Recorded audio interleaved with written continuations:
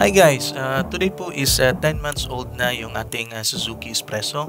Tayo po ngayon ay pupunta sa casa, dun po sa Suzuki Lanang dahil naka-schedule na siya for his third periodic maintenance schedule.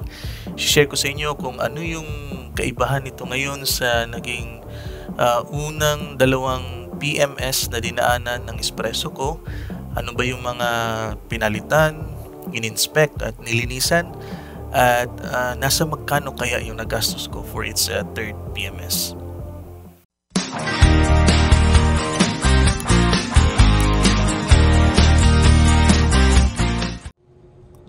So based sa ating warranties and service record booklet guys, no, ang third PMS is under na siya sa ating medium service, which is may mga additional na gagawin unlike doon sa first and second PMS natin na under pa siya sa light service.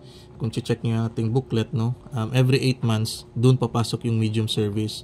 So every light service, no, yung every 4 months na naka-schedule nating sasakyan, lahat ng nandito sa inyong booklet 1 up to 29, yun yung dapat na gagawin ng service center ng inyong sasakyan, with the additional of these numbers 30 to 38 na dapat i-check and palitan pagdating ng third PMS, which is medium service na siya. Ang major lang naman na gagawin every first and second PMS o yung light service is replace ng engine oil, oil filter, and drain plug gasket. And the rest are inspection lang, check lang. Pero pagdating na ng third PMS, yung medium service, is magkakaroon na tayo ng replacing of the spark plugs. No, regardless if it's 10,000 kilometers or umabot ka na ng in my case, no, nag 10 months na sa akin yung aking Suzuki Espresso. So need na siya palitan ng spark plugs. So on the next page naman guys, no, dito meron silang table sheet, no, na maaring makatulong sa atin na maintindihan ano yung gagawin. No, depende sa kung ilang buwan na yung inyong sasakyan. Like dito sa table may months and may kilometers dito. So dito na tayo ngayon sa 8 months or 10,000 kilometer. So itong R, it means it stands for replace. Yung I, inspection lang yan siya, no. So yun yung mga, yun lang naman yung kailangan yung maintindihan. May R at saka I dyan. Yung pag naka-dash, ibig sabihin hindi pa yan siya kailangang i-check, hindi pa siya kailangang i-replace, or hindi pa siya kailangang i-inspect.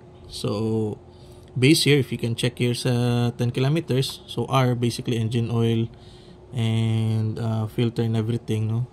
Wala yung R sa 10,000. So spark plugs, ito R. The rest are inspection na lang.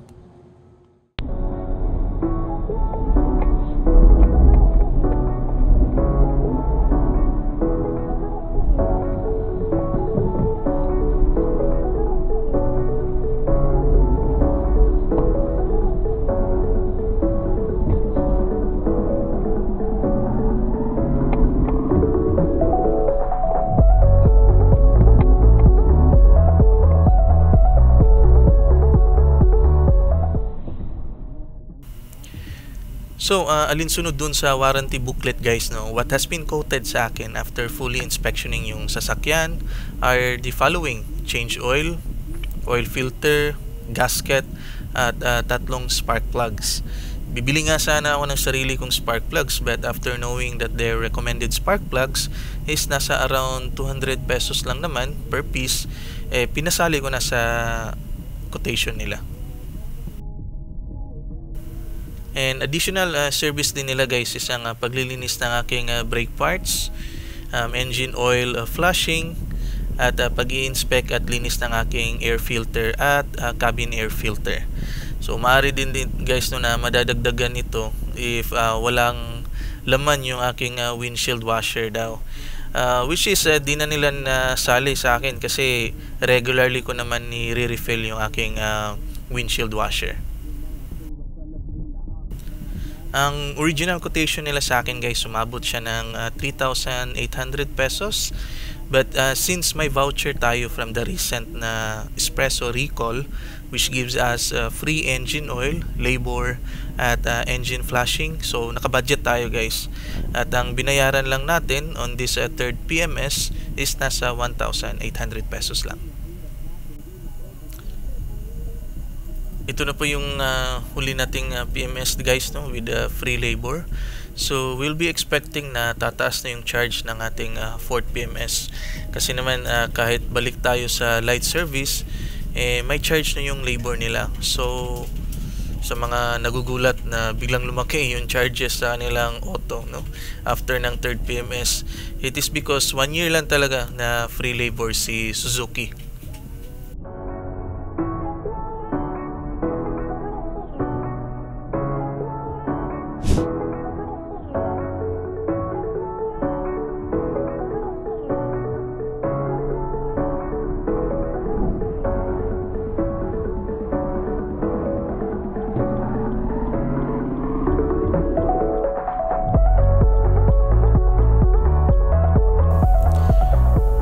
Conclusion guys, no, umabot po tayo ng 2 oras mahigit for the third PMS.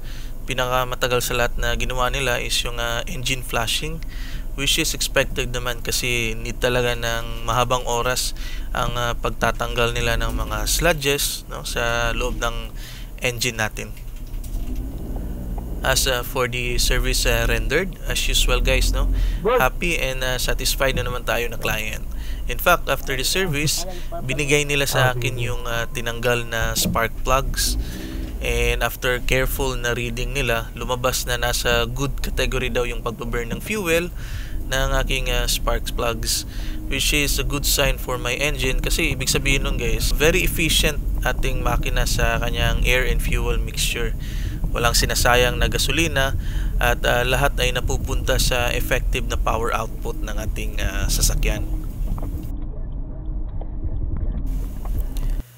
Again guys, no, thank you for the continued support sa aking channel. And also, by the way, no, we've reached a milestone na rin a few months back for reaching 1,000 subscribers. I hope you guys, no, enjoyed and learned something from the video. And sana hindi nyo kalimutan to like the video and to subscribe if di pa po kayo nakaka-subscribe sa ating channel. So ulitin guys, maraming salamat po sa panonood and magandang araw po sa inyong lahat. Bye bye!